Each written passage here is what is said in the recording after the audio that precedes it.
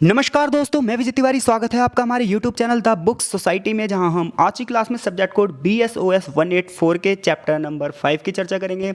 जहां हमारे चैप्टर का नाम है बहुभागी फिल्मखंड और कैमरे की गति को समझना। जहां इस चैप्टर को पढ़ने के बाद हमारे सामने दो प्रश्न आएंगे। पहला प्रश्न ये आएगा कि फिल्म निर्माण की प्रक्रिया में शॉट की क्या भूमिका होती है, और साथ ही साथ शॉट के विभिन्न प्रकारों का वर्णन कीजिए। और दूसरा क्वेश्चन जो इस चैप्टर से बनता है हमारा, वो ये बनता है कि जो कैमरे की गति वो किस प्रकार से शूटिंग प्रक्रिया को प्रभावित करती है। तो इन दोनों प्रश्नों के उत्तर इस चैप्टर में आपको मिलेंगे, तो वीडियो को अंत तक देखना ना भूलें ताकि आपको इन दोनों ही प्रश्नों के उत्तर मिल सकें। तो हर चैप्टर की तरह यहाँ पर भी एक प्रस्तावना दी गई है, जहाँ प्रस्तावना को पढ़ना इतना जरूरी नहीं है। चैप्टर की स्टार्टिंग यहाँ से होती है कि शॉर्ट फिल्मांकन यानी कि शॉर्ट क्या होते हैं। तो देखिए, यदि आपने मेरे पिछले चैप्टर की वीडियो नहीं देखी है तो उन वीडियोज़ को जरूर देख लीजिए। और इसके अलावा यदि आप हमारे चैनल पर नए हैं तो चैनल से जुड़ना ना भूलें। तो देखिए, एक शॉर्ट होता क्या है। तो जैसा कि हमें पता है कि जो एक मूवी बन रही है वो एक ही बार में तो सारी नहीं बन जाती, उसके ना छोटे छोटे स्तर पर शूटिंग की जाती है। यानी कि कई बार ऐसा हो सकता है एक शॉट 2 मिनट का भी हो सकता है, 5 मिनट का भी हो सकता है, 10 मिनट का भी हो सकता है। तो यानी कि एक शॉट पूरा हुआ फिर कट, फिर एक शॉट पूरा हुआ फिर कट, एक शॉट फिर पूरा हुआ फिर कट, ऐसे करके विभिन्न शॉटों में एक पूरी पूरी फिल्म का निर्माण होता है और फिर उन सबको एकजुट करके आपके सामने उसे प्रस्तुत किया जाता है। तो इस पैराग्राफ में हमें यही चीज़ कैसे समझाई जाएगी। तो देखिए, इसने ना शॉर्ट की कंपैरिजन की है हमारी राइटिंग स्किल से। यानी कोई लैंग्वेज जब हम लिखना सीखते हैं तो कैसे सीखते हैं। तो लैंग्वेज जब हम लिखना सीखते हैं तो उसकी सबसे छोटी यूनिट क्या होती है, अल्फ़ाबेट। यानी कि सबसे पहले हम अल्फ़ाबेट सीखते हैं। जब हमें अल्फ़ाबेट आ जाती है पूरी, तो उसके बाद हम क्या करते हैं, हम उसमें से जो लेटर होते हैं उन लेटरों को मिलाकर शब्दों का निर्माण करते हैं। यानी कि अक्षरों को लेकर शब्दों का निर्माण करते हैं। यानी कि a group of letter which have some meaning is called word. यानी कि पहले हमने लेटर सीखा, पूरे पूरे अल्फ़ाबेट को सीख लिया, उसके बाद उन लेटरों को मिलाकर क्या करने लगे, हम एक सार्थक शब्द का निर्माण करने लगे। उसके बाद फिर हमने क्या करा, फिर हमने ये करा कि वो जो वर्ड हमने सीखे उन वर्ड का ग्रुप बना के अब हम सेंटेंस बनाना सीख रहे हैं। यानी कि एक group of word which have some meaning which is called क्या, sentence. A group of word which have some meaning is called क्या, सेनेंस। यानी कि दो या दो से अधिक शब्दों का समूह जिससे एक सार्थक लाइन बन रही है वो क्या है, वाक्य। तो जैसे रिटर्न में पहले हम अक्षर सीखते हैं, फिर शब्द सीखते हैं, फिर वाक्य सीखते हैं, ऐसी फिल्म निर्माण में क्या होता है, फिल्म निर्माण में पहले क्या होता है, शॉट होता है एक, फिर उसको दृश्यों के साथ मिलाया जाता है और अंततः एक फिल्म का निर्माण किया जाता है। तो इस पैराग्राफ में यहाँ से यहाँ तक यही बात बताई गई है। ठीक है, ज़्यादा बड़ा पैराग्राफ नहीं है, जो मैंने बोला यही लिखा है इसमें, आप पढ़ेंगे तो आपको समझ में आ जाएगा। अब बात ये आती है, तो बात हो गई शॉर्ट की कितनी बड़ी भूमिका है, कि जिस प्रकार से लैंग्वेज में अक्षर से लेकर वाक्य तक एक प्रक्रिया चलती रहती है, वैसे पूरे फिल्म निर्माण में जब शूटिंग होती है तो शॉट दर शॉट लिए जाते हैं और उसके बाद उन शॉटों को मिलाकर एक पूरी पूरी रील तैयार की जाती है। लेकिन अब शॉट के प्रकार हैं क्या। तो शॉट के ना हमारे यहाँ पर कई सारे प्रकार बताए गए हैं और हर प्रकार के बारे में थोड़ी थोड़ी उनकी परिभाषाएं भी दी गई हैं। कह रहा लेकिन शॉट्स को विभिन्न मानदंडों के आधार पर 4 भागों में बांट सकते हैं। जैसे कि कैमरे की गति द्वारा शॉट्स, फ्रेम के द्वारा शॉट्स, कैमरे के एंगल के द्वारा शॉट्स और अन्य प्रकार के शॉट्स, जिनकी चर्चा आगे चैप्टर में पूरी तरीके से की गई है। तो देखो, जो कैमरे की गति द्वारा शॉट्स होते हैं वो 2 प्रकार के होते हैं। एक होता है क्या, स्टैटिक, और दूसरा होता है डायनेमिक। स्टैटिक शॉट में पता है क्या होता है, इसमें रिकॉर्डिंग के दौरान कैमरे को हम नहीं हिलाएंगे, यानी कैमरे में कोई भी मोशन नहीं होगा। कैमरा वैसे का वैसे रहेगा, अपनी जगह पर बिल्कुल वैसा वैसा रहेगा, बस जो कैरेक्टर है वो उसके सामने क्या करेगा, मूविंग करेगा।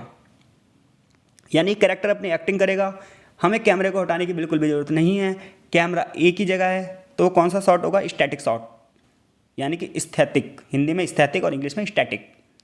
तो कैमरे की गति द्वारा, यानी कि एक जगह कैमरा स्थिर रहेगा और दूसरी जगह कैमरा क्या करेगा, मोशन करेगा। तो कैमरे की गति के हिसाब से कितने प्रकार के शॉट हो गए, 2, एक स्टैटिक और एक डायनेमिक। तो स्टैटिक में क्या है, कैमरा बिल्कुल अपनी जगह से नहीं लेगा, उसके सामने पूरी पूरी रिकॉर्डिंग की जाएगी। लेकिन डायनेमिक में इसका क्या हो जाएगा, बिल्कुल उल्टा हो जाएगा। यहाँ पर कैरेक्टर जो होगा वो अपनी एक्टिंग करेगा ही करेगा, लेकिन कैमरा भी हिलेगा, कैमरे को भी घुमाया जाएगा। फॉर एग्जाम्पल, मान लो 2 व्यक्ति गुस्से में बात कर रहे हैं और इसके अलावा और भी लोग वहीं आसपास उपस्थित हैं, तो क्या होगा, कैमरे का फोकस लोगों पर भी होगा, उन दोनों व्यक्तियों पर होगा जिनके बीच की हम बातचीत दिखा रहे हैं, और इसके अलावा कैमरे का ध्यान उन लोगों पर भी होगा जो उनको सुन रहे हैं। तो कैमरे की गति के द्वारा कितने प्रकार के शॉट हैं, कैमरे की गति के द्वारा दो प्रकार के शॉट हैं, एक स्टैटिक और एक डायनेमिक। इतनी बात आपको समझ में आ गई होगी। अब बात कर रहा है फ्रेम के आधार पर कितने शॉट हैं। तो जब हम फ्रेम के विषय की बात करते हैं तो हमारे सामने दो वर्ड आते हैं। देखिए इसमें ना 7 प्रकार के शॉट है फ्रेम के आधार पर, सातों की चर्चा भी करेंगे हम। उसमें ये पहले किताब ये बता रही है, जब हम फ्रेम के विषय की बात करते हैं तो हमारे सामने दो वर्ड आते हैं कि विषय क्या होता है और फ्रेम क्या होता है। तो देखिए विषय होता है जो फिल्म में काम करने वाले कैरेक्टर हैं या जो भी सदस्य हैं जो फिल्मों के जो कैमरे के सामने क्या करेंगे, शूटिंग करेंगे, वो सारे हमारे सब्जेक्ट होंगे।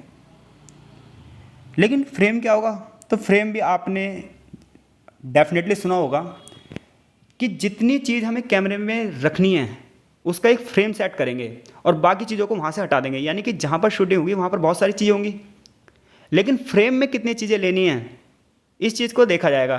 तो विषय के बारे में भी समझ गए आप और फ्रेम के बारे में भी समझ गए। यानी कि कोई शॉट बनाते हैं तो जितनी इमेज हम सेलेक्ट करते हैं वही हमारी क्या कहलाती है, फ्रेम। इस आधार पर शॉट जो है वो 7 प्रकार के हैं। कितने प्रकार के शॉट हैं, 4। एक चरम क्लोजअप, एक क्लोजअप, एक मध्य क्लोजअप, एक मध्य शॉट, एक मध्यम लंबा शॉट, एक लंबा शॉट और एक बहुत ही लंबा शॉट। अब बात ही आती है सातों शॉट हैं क्या। तो देखिए यहाँ से शुरू होती है, इन सब के बारे में पैराग्राफ यानी कि इनकी परिभाषाएं बताई जाती हैं हर पैराग्राफ में। तो सबसे पहले हम बात करेंगे ECU यानी कि अत्यधिक समीप से लिया गया शॉट या फिर चरम क्लोजअप शॉट। जब हम बहुत ही पास से किस चीज़ पर फोकस करते हैं, यानी कि पूरे के पूरे शरीर में किसी एक हिस्से को दिखाने, जैसे कि यहाँ पर फोटो भी बनी हुई है। मान लो आपको एक टूथपेस्ट का ऐड करना है, तो टूथपेस्ट के ऐड में आपको क्या दिखाना है, दांतों की चमक। या फिर किसी मूवी में पता क्या है, किसी मूवी में एकदम से हीरोइन की एंट्री होने वाली है, तो सबसे पहले क्या करेंगे, उसके होठों से उसे दिखाएंगे। तो शरीर के किसी एक हिस्से को फोकस करना क्या कहलाता है, ECU कहलाता है या फिर अत्यधिक समीप से लिया गया शॉट कहलाता है। तो यहाँ पर यही बताया जा रहा है कि इसे क्लोजअप शॉट की तुलना में काफ़ी करीबी से लिया जाता है। जैसे कि चेहरे के किसी हिस्से को ही हम कैप्चर करेंगे तो इसे हम क्या कहते हैं, ECU कहते हैं। इसके अलावा इस शॉट के अनुप्रयोग में चरित्र जो होगा यानी कि जो कैरेक्टर होगा, हो सकता है वो कैसा हो, अगर उदासी दिखा रहा है या शोक में है या अश्रुपूर्ण आंखें वाला है तो हम वही चीज़ दिखाएंगे। यानी कि सैडनेस में अगर कोई भी शूटिंग हमें ऐसे करनी है जिसमें हमें ये दिखाना है कि एक्टर या एक्ट्रेस बहुत सैड है, बहुत उदास है, तो फोकस कहाँ पर होगा, उसकी आंखों पर होगा। बहुत खुश है तो फोकस कहाँ होगा, चेहरे पर होगा। तो यानी कुल मिलाकर ECU जो शॉट होगा उसमें क्या होगा, किसी एक ही चीज़ पर बहुत समीप से, बहुत करीब से उसकी कैप्चरिंग की जाएगी। तो जो ये वाला शॉट होगा इसे हम क्या कहेंगे, ECU शॉट या फिर अत्यधिक समीप से लिया गया शॉट या फिर चरम क्लोजअप। अब बात आती है क्लोजअप क्या है। आप पिक्चर को देख सकते हैं, ये चैप्टर बहुत ज़बरदस्त है जिसमें बहुत सारी पिक्चर्स दिखाई गई हैं जिससे आपको समझने में बहुत ज़्यादा आसानी होगी।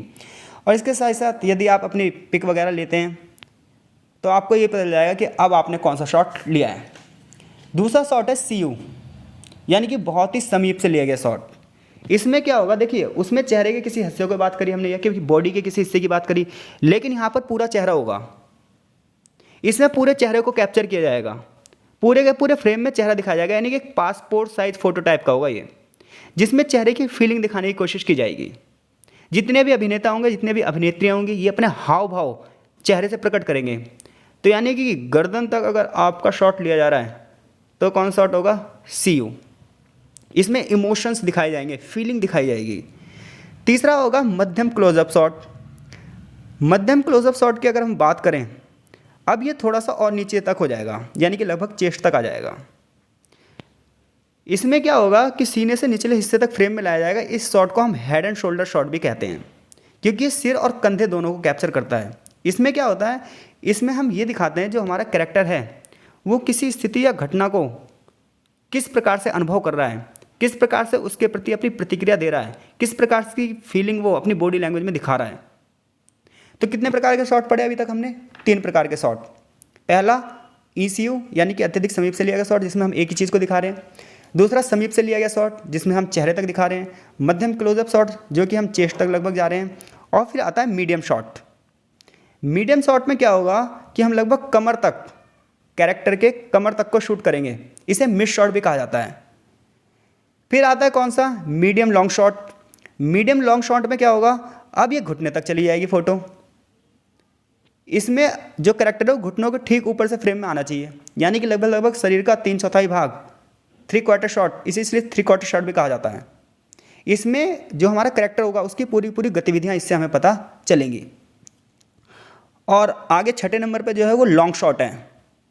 अब हमें पता है अगर ये लॉन्ग शॉट है तो इसके अंदर पता क्या होगा, पूरे के पूरे शरीर को दिखाया जाएगा और आसपास की कुछ चीज़ें भी शामिल की जाएंगी, जैसे कि यहाँ पर ये चित्र बना हुआ है कि लॉन्ग शॉट जो है इसे वाइड शॉट भी कहते हैं या फुल शॉट भी कहते हैं। इसमें पूरे शरीर को सिर से लेकर पैरों तक फ्रेम करते हैं और आसपास की कुछ चीज़ों को भी इसमें क्या कर दिया जाता है, बेस के रूप में दिखा दिया जाता है कि हाँ भाई शूटिंग कहाँ पर हो रही है, या फिर हमारी जो फिल्म की डिमांड है, उस सीन की जो डिमांड है वो क्या डिमांड कर रही है बैकग्राउंड में।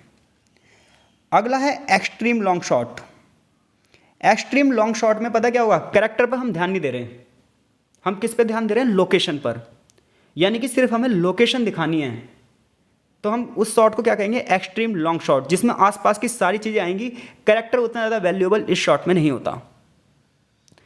तो अब तक हमने चैप्टर में सिर्फ इतनी सी बात करी है कि शॉट क्या होता है, इसके विभिन्न प्रकार बताओ। फिर हमने देखा कि शॉट के ना 4 प्रकार होते हैं, कैमरे की गति के हिसाब से, फ्रेम के आधार पर, कैमरे के एंगल के आधार पर और अन्य प्रकार के, जिसमें हमने ये पढ़ा जो कैमरे की गति के द्वारा हैं वो 2 हैं, एक स्टैटिक और एक डायनामिक। फिर हमने ये पढ़ा कि फ्रेम के आधार पर 7 हैं, जिसमें ECU, CU, MCU, MS, MLS, LS और ELS। फिर इन 7 के बारे में हमने पढ़ा बाय पिक्चर। अब आगे जो चैप्टर में बताया गया वो एंगल के आधार पर बताया गया है। किसके आधार पर, एंगल के आधार पर। ये रहा कैमरे के कोण के द्वारा जो शॉट है वो कितने प्रकार के हैं, तो ये 5 प्रकार के हैं।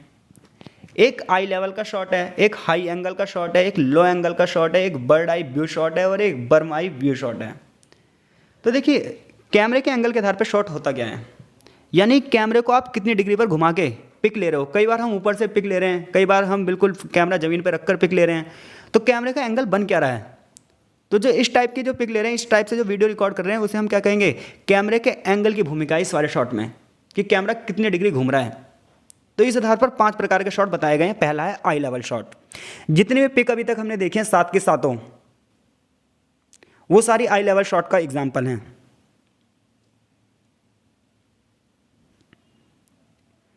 आई लेवल शॉट में क्या होता है, ये एक सिंपल सा शॉट होगा, कैमरे के सामने कैरेक्टर होगा, उसके आंख के स्तर तक शॉट ले सकते हैं, यानी कि इतना ऊंचाई पे कैमरा लगा होगा कि वो पूरा पूरा उसके सामने आएगा। ज़्यादातर इसी शॉट का इस्तेमाल सबसे ज़्यादा किया जाता है, इसीलिए इसे हम आई लेवल शॉट कहते हैं, क्योंकि ये क्या है, कैरेक्टर के बिल्कुल ऊंचाई तक से लिया जाता है ये शॉट और बिल्कुल स्ट्रेट में। जैसे कि अभी हमने 7 के 7 जो पहले वाले शॉट देखे, कौन से वाले, ECU, CU, MCU वाले जितनी पिक थी, ये सारी किस में आएगी, आई लेवल शॉट में। अब दूसरी बात आती है हाई एंगल शॉट। क्या है हाई एंगल शॉट, नाम में पता चल रहा है ऊंचाई से, यानी जो शूटिंग हो रही है ये ऊंचाई से हो रही है। यहाँ पर कैरेक्टर की वैल्यू थोड़ी सी ना कम महत्वपूर्ण है, इसलिए हम हाई एंगल शॉट जब भी यूज़ करेंगे, हाई एंगल शॉट से जब भी शूटिंग करेंगे, तो हम ये दिखाएंगे क्या, कि हमारी वैल्यू यानी कैरेक्टर की जो वैल्यू थोड़ी सी इंपॉर्टेंस उसकी क्या है, कम है। क्योंकि अगर इंपॉर्टेंस ज़्यादा है कैरेक्टर की तो फ्रंट से लेंगे हम, आई लेवल लेंगे, लेकिन अगर कैरेक्टर की वैल्यू थोड़ी सी डाउन है तो कौन सा, हाई एंगल शॉट लेंगे, जिसमें ऊपर से होगा। यहाँ पर ये चित्र भी आप समझ सकते हैं इस चित्र से। तीसरा है लो एंगल शॉट, वो उससे थोड़ा सा नीचे होगा, यानी कि इस तरह के शॉट में कैमरे का एंगल थोड़ा सा और नीचे होगा। ये दृश्य ऐसा प्रभाव देता है कि जैसे आप कोई एक बड़ी सी चीज़ को देख रहे हो, यानी कि कैरेक्टर किसी बड़ी सी चीज़ को देख रहा है दूर में, तो उसके लिए हमें कौन सा शॉट लेना पड़ेगा, लो एंगल शॉट लेना पड़ेगा। और चौथा है बर्ड आई व्यू शॉट। इस चित्र के माध्यम से आप समझ सकते हैं। देखिए जो बर्ड आई व्यू शॉट है, नाम में क्या लिख रहा है, बर्ड यानी कि पक्षी, यानी कि ऊपर से बिल्कुल फिल्माया जाएगा ये वाला शॉट। अगर आप इस चित्र को देखें तो आप इमेजिन कर सकते हैं कि बर्ड आई व्यू शॉट क्या होता है। ये शॉट एक ऐसा शॉट होता है जो आकाश से ज़मीन पर किसी चीज़ का अवलोकन करता है, इसलिए इसे ओवरहेड शॉट भी कहा जाता है, सिर के ऊपर। इसमें कैमरे को पात्र, चरित्र या अन्य विषय और लोकेशन के ठीक ऊपर लेते हैं, यानी कि सारी चीज़ों को यहाँ पर दिखाना है। और ये जब होता है जहाँ पर सीन में एक एक्शन चल रहा हो, तो उस एक्शन को फिल्माने के लिए हम बर्ड आई व्यू शॉट लेते हैं।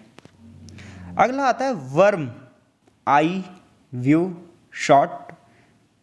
इसमें कैमरे को हम नीचे रखेंगे और यहाँ से पिक लेंगे। ये सबसे कम यूज़ किया जाता है, सबसे कम एंगल वाला शॉट होता है। यह सीन एक वर्म, लंबे पतले कमजोर शरीर वाले या फिर किसी भी को कोई अंग ना होने के कारण जो चीज़ें रेंगती रहती है उसके प्रभाव को दिखाता है। जो बड़ी या लंबी चीज़ों को दिखाया जाता है, तो जो कैरेक्टर है वो नीचे कैमरा रखकर एक शॉट जो लेगा उसे कौन सा शॉट कहेंगे, वर्म आई व्यू शॉट। यानी कि ऊपर से लेंगे तो बर्ड और नीचे से लेंगे तो वर्म। अब बात आती है अन्य प्रकार के शॉट्स की। यानी कि अब तक जो चैप्टर में हमने पढ़ा वो ये पढ़ा कि कितने प्रकार के शॉट होते हैं, 4 प्रकार के शॉट होते हैं। कौन कौन से ये होते हैं 4 प्रकार के शॉट? ये 4 प्रकार के शॉट होते हैं हमारे कैमरे की गति के हिसाब से, फ्रेम के आधार पर, एंगल के आधार पर, अन्य प्रकार के, जिसमें हमने तीनों पढ़ लिए। कैमरे की गति के हिसाब से कितने? 2, स्टैटिक और डायनेमिक। फिर हमने कौन सा पढ़ा? फिर हमने पढ़ा फ्रेम के आधार पर। फ्रेम के आधार पर कितने? 7। फिर हमने पढ़ा एंगल के आधार पर। एंगल के आधार पर कितने? 5। अब बात ये आती है अन्य प्रकार के शॉट्स कौन से होते हैं। तो जो ये अन्य प्रकार के शॉट्स होते हैं, जितने भी बाकी शॉट जो बचे वो अन्य प्रकार में आएंगे। इसमें 3 प्रकार के बताए जाएंगे। सबसे पहला कंधे के ऊपर से, यानी कि ओवर द शोल्डर शॉट, इसे हम OTS भी बोलते हैं शॉर्ट में। चित्र आप देखिए, इसमें क्या होगा, जो ये ओवर द शोल्डर शॉट होता है, इसमें नाम से पता चल रहा है कि कंधे के ऊपर से फिल्मांकन किया जाएगा। इसमें 2 करैक्टर होंगे, एक करैक्टर का चेहरा दिखाया जाएगा जबकि एक करैक्टर का चेहरा नहीं दिखाया जाएगा। ठीक है भाई। तो 2 बंदों की जो कन्वर्सेशन है उसे दिखाने के लिए कौन सा शॉट लिया जाता है? OTS शॉट, यानी कंधे से ऊपर या फिर ओवर द शोल्डर शॉट। अगला है point of view shot. Point of view shot आजकल आप देख रहे होंगे लगातार इंस्टा पे, FB वगैरह पे यही शॉट चल रहे हैं आजकल। ये देखिए चित्र आप। तो पॉइंट ऑफ व्यू शॉट में एक कैरेक्टर जो है ना, वो किसी चीज़ को देख रहा है और उस चीज़ के प्रति उसका दृष्टिकोण क्या है, ये वाली जो हम पिक लेते हैं या फिर जो रिकॉर्डिंग करते हैं, इसे हम पॉइंट ऑफ व्यू शॉट कहते हैं। और एक होता है रिएक्शन शॉट, यानी कि प्रतिक्रियात्मक शॉट। इसमें क्या होगा, आपने कोई घटना देखी और उस घटना के बाद ये देखिए, उस घटना के बाद आपका रिएक्शन क्या है। तो जब कोई कहानी बता दी जा रही है उसमें रिएक्शन शॉट बहुत ही ज़्यादा महत्वपूर्ण होता है। कोई भी कन्वर्सेशन हो, कोई भी डायलॉग्स हो, एक्शन हो, एक पात्र या चरित्र की प्रतिक्रिया को दिखाने के लिए इस शॉट को हम फ्रेम करते हैं। जैसे कि सपोज डैट आप कोई सीरियल देख रहे हैं, अब उस सीरियल में पता क्या होता है, अचानक से फ़ोन आता है और जब फ़ोन आता है ना तो फ़ोन हाथ से छूट गया और फिर आप देखिए किस प्रकार से चेहरे पर दिखाया जाएगा वो रिएक्शन। उसके बाद वो किसी को बताएगा और जितने भी लोग होंगे ऐसे आवाज़ आएगी इस टाइप से। तो ये सारे कौन से होंगे? रिएक्शन शॉट होंगे। तो 4 प्रकार के शॉट पढ़ लिया। अगर शॉर्ट से कोई भी क्वेश्चन आएगा आई होप सो कर देंगे। अगर वीडियो आपको समझ में आ रही है तो वीडियो को लाइक जरूर कीजिए और चैनल को सब्सक्राइब जरूर कीजिए। आगे चैप्टर में क्या बचा? आगे चैप्टर में बचा कैमरे की गति, यानी कि अब तक चैप्टर से शॉर्ट का क्वेश्चन बना। अब ये बात करेंगे कि कैमरे की गति किस प्रकार से फिल्म निर्माण में एक महत्वपूर्ण भूमिका दिखाती है। तो देखिए, हम सभी को पता है कि वर्तमान समय में टेक्नोलॉजी इतनी ज़्यादा हाई फाई हो गई है और ऐसे में कैमरे का इस्तेमाल अलग अलग तरीके से किया जा रहा है, जिसके परिणामतः आज जो फिल्म है वो बहुत ही हाई लेवल पर हमें शो की जाती है। ये सब किसका कमाल है? केवल और केवल कैमरे का। लेकिन बात ये नहीं आती कि आपके पास बहुत अच्छा कैमरा है, बात ये आती है आपको कैमरा चलाने वाला भी बंदा उतना ही अच्छा होना चाहिए जो कैमरे के मोशन का यूज़ कर सके। तो कैमरे के मोशन के आधार पर जो कैमरा मैन है जो वो यूज़ करेगा, यानी कि जो शॉट्स बनाएगा, जो शूटिंग करेगा, इस आधार पर जो कैमरे मूवमेंट है वो 10 टाइप की मूवमेंट हैं। Pan, tilt, pedestal, Dolly, zoom, truck, arc, crane movements, handles, camera movements, camera stabilisers movement. नाम सुन के मत घबराइए, बहुत ही ईजी है। 4 लाइन की इनकी डेफिनेशन है, 1 मिनट में आप समझ जाएंगे। देखिए आपको सामने दिखाई दे रही है ये चित्र, ये कौन सा है? पैन। इसमें क्या होगा, इसमें हॉरिजॉन्टल मूवमेंट होगा, यानी कि इधर से उधर और उधर से उधर। कैमरा लेफ़्ट से राइट और राइट से लेफ़्ट। जब हम लेफ़्ट से राइट, राइट से लेफ़्ट कैमरे को घुमाकर शूटिंग कर रहे हैं तो हमारा जो मोशन ऑफ कैमरा है वो किस प्रकार का है? Pan, PAN, pan. पैनिंग में कैमरा माउंट स्थिर रहता है। जब कोई एक जगह पर खड़ा रहता है तो उस स्थिति के दौरान एक तरफ से देखने से ऐसा प्रभाव लगता है कि साइड से देखने का प्रभाव दे रहा है, यानी कि हम ऐसा देख रहे हैं जी जैसे क्या लग रहा है हमें कि साइड से है, लेकिन हो नहीं रहा ऐसा। ये सब कैमरे की मूवमेंट की वजह से है। कैमरे की मूवमेंट इस हिसाब से की जा रही है कि ऐसा लग रहा है कि हमें कैरेक्टर बदल रहा है, लेकिन कैरेक्टर नहीं बदल रहा, कैरेक्टर तो वहीं पर खड़ा है। तो ये कौन सा है? पैन है। अब कौन सा है? टिल्ट। देखिए जिनके पास किताब नहीं वो स्क्रीनशॉट भी ले सकते हैं, मैंने इसलिए हाईलाइट कर रखा है। इसके अलावा जो नए हैं जिनके अभी एग्ज़ाम नहीं है, असाइनमेंट वगैरह की तैयारी कर रहे हैं, तो अपने असाइनमेंट भी यहीं से बना सकते हैं, क्यों पैसा खर्च करना भाई। तो देखो टिल्ट क्या है या फिर टिल्ट क्या है। देखिए टिल्ट है, यहाँ पर मिसप्रिंट हो रखा है टिल्ट। इसमें क्या होगा, आप इस चित्र को देखिए पहले। इसमें एक सीधा खड़ा और लंबवत टिल्ट मूवमेंट की मतलब होगी कि बिल्कुल बंदा सीधा खड़ा है, यानी कि वर्टिकल है। उस वाले में कैसा था, हॉरिजॉन्टल था, किसमें, पेन में। जबकि टिल्ट में क्या होगा, बस चीज़ वर्टिकल हो जाएंगी, यानी कि ऊपर से नीचे और नीचे से ऊपर। तो जब लेफ्ट टू राइट मूवमेंट हो रही है तो कौन सा, पेन, और जब अप टू डाउन हो रही है मूवमेंट तो कौन सा, टिल्ट। तीसरा है पेडिस्टल। पेडिस्टल की आप, तो सबसे पहले आप पेडिस्टल का फिगर देखिए यहाँ पर, ये देखिए। तो पेडिस्टल एक प्रकार का कैमरा माउंट है जिसने स्टूडियो में यूज़ किया जाता है। पेडिस्टल अप या डाउन की स्थिति में होता है। कैमरा टिल्ट या पैन धुरी पर बिना किसी बदलाव के ऊपर और नीचे चलता रहता है। ठीक है, तो टिल्ट पेडिस्टल के बीच में कई बार हम कहेंगे अब तो टिल्ट भी ऐसा ही था और पेडिस्टल भी ऐसा था, नहीं। टिल्ट में जो होगा ना, कैमरा माउंट स्थिर रहेगा, कैमरा माउंट की ऊंचाई में कोई बदलाव नहीं होगा, यानी कि जिस पर कैमरा लगाया जाएगा वो तो वैसा का रहेगा, स्टैंड तो वैसा का वैसे ही रहेगा, कैमरा ही ऊपर नीचे होगा। लेकिन यहाँ पर कैमरा वैसे ही का वैसे रहेगा, बस क्या होगा, जो स्टैंड है उसको ऊपर नीचे किया जाएगा। ठीक है भाई, तो टिल्ट और पेडिस्टल में क्या अंतर है ये पता चल गया आपको। अब बात आती है डॉली क्या होता है या फिर ट्रैक क्या होता है। तो देखिए डॉली या ट्रैक, आप पिक देखिए पहले। तो डॉली या ट्रैक में कैमरे का मूवमेंट पता है क्या है, कैरेक्टर की ओर होता है। कैरेक्टर थोड़ा सा दूर होगा, कैमरे में कैमरे को हम कैरेक्टर की ओर ले जाएंगे और फिर उसे फोकस पर लाएंगे। इस मूवमेंट में पहिएदार कैमरे का यूज़ होता है भाई, यानी कैरेक्टर दूर है और हम बार बार कैमरा उसके पास ले आएंगे और फिर थोड़ा सा पीछे लाएंगे, फिर कैमरा पास ले जाएंगे, फिर पीछे लाएंगे, इस प्रकार से उसके ऊपर फोकस पड़ेगा। तो जो ये वाला शॉट फिल्माया जाता है इसमें जो कैमरे की मूवमेंट होती है उसे हम क्या कहते हैं, ट्रैक या फिर डॉली। इसमें कौन से वाले कैमरे का यूज़ होगा, पहिए वाले कैमरे का यूज़ होगा।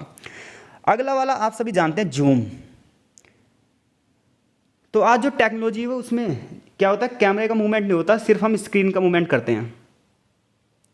जूम करने से क्या होगा, फोकल की लंबाई बढ़ जाएगी, और जब हम जूम इन करें, यानी कि जूम इन करेंगे तो फोकल की लंबाई बढ़ाएंगे, और जब जूम आउट करेंगे तो घटाएंगे।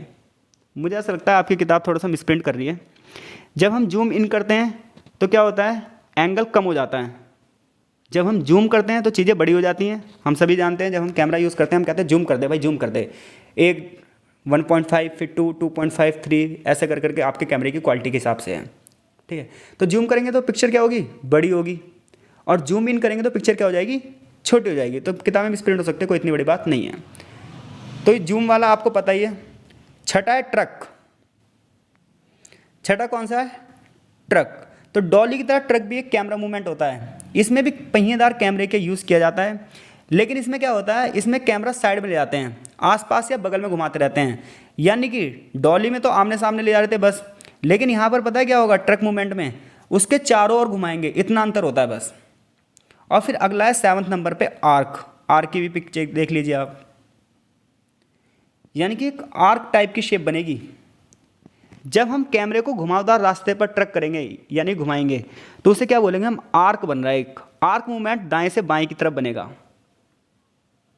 इस मूवमेंट में कैमरा हेमिस्फीयर का निर्माण करेगा, यानी कि आधे गोले का निर्माण करेगा, जो कि कैरेक्टर के आसपास और उसके चारों ओर घूमता रहेगा। तो ये मूवमेंट कौन सा होगा, आर्क मूवमेंट। यानी कि अगर आप पिक्चर माइंड में रखेंगे तो 4 ही 4 लाइन इसके बारे में लिखनी है, वो भी अपनी तरफ से।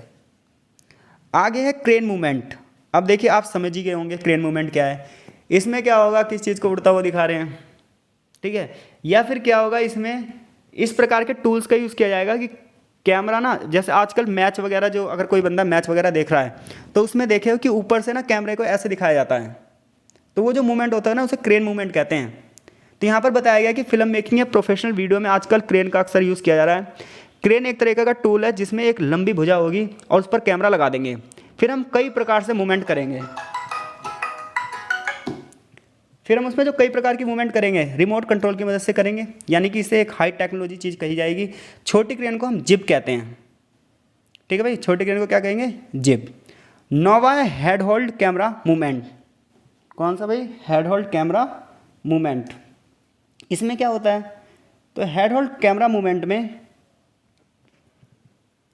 फिल्म की शूटिंग के दौरान कैमरामैन अपने हाथों में कैमरा पकड़ेगा। नाम में ये हैंड होल्ड या फिर hand held.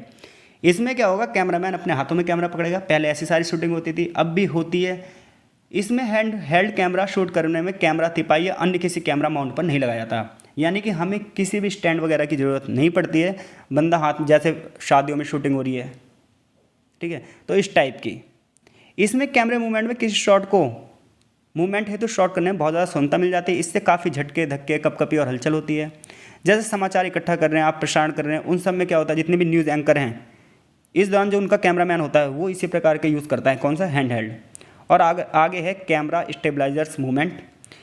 Camera stabilisers movement में जो टूल्स होंगे वो हैंड हेल्ड कैमरा मूवमेंट को बिना रोक टोक, बिना धक्का मुक्की करने में सक्षम होंगे।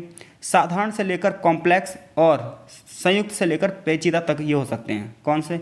जैसे कि स्टेडी कैम का जो ब्रांड है वो इसी प्रकार का है। कैमरा चालक एक उपयुक्त स्थिरिक को अपने साथ लेकर चल सकता है और उस पर कैमरा लगा सकता है। तो अगर आप कैमरामैन या ऑपरेटर हैं भाई, तो आप शूट कीजिए और सोचिए कि आपने किस प्रकार का शूट किया है। तो इस चैप्टर में इतना ही है। आगे चैप्टर का एक निष्कर्ष दिया हुआ है, ठीक है। इस चैप्टर से अगर कोई प्रश्न आते हैं तो आप उसको करने में सक्षम हैं। आई होप सो ये चैप्टर आपको समझ में आया होगा। ईजी कॉन्सेप्ट है। अगर इसमें से कोई, मेरे हिसाब से अगर पेपर में क्वेश्चन आता है तो शॉर्ट वाला आता है। तो मिलते हैं आपसे नेक्स्ट चैप्टर में। तब तक के लिए आपका बहुत बहुत धन्यवाद।